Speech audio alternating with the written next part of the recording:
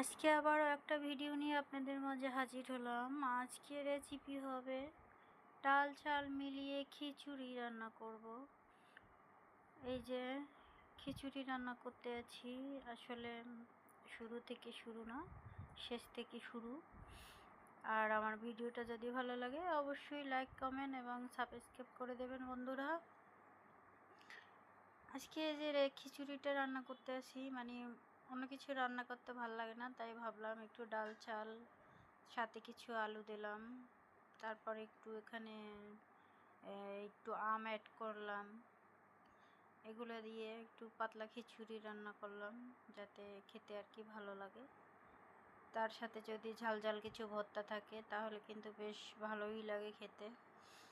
আর খিচুড়িটা আমার শেষের পর্যায়েই হচ্ছে, পুরোটা করলাম না, মানে মাঝ বরাবর থেকে ভিডিওটা নিলাম। অবশ্যই যদি ভিডিওটা ভালো লাগে লাইক কমেন্ট এবং সাবস্ক্রাইব করে দেবেন বন্ধুরা। আর আজকে এই রেসিপিটা করলাম যে মানে রাইস কুকারে, মানে ভালো লাগছিল না, সেজন্য ভাবলাম রাইস কুকারে দিয়ে আস্তে আস্তে হতে থাকুক, আমি আমার কাজগুলো করে ফেলি। তাই আমার খিচুড়িটা হয়ে গেল। আবার এখানে একটু ফোড়ন দিয়ে দেব, পেঁয়াজ রসুন দিয়ে, সাথে কিছু জিরে আস্ত, ওগুলো দিলাম ফোড়নে, ওগুলো স্কিপ করে দিছি।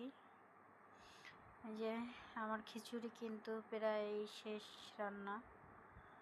সাথে কিন্তু একটু শুকনো মরিচও দিলাম ভাজা ভাজা করে, যাতে খেতে ভালো লাগে।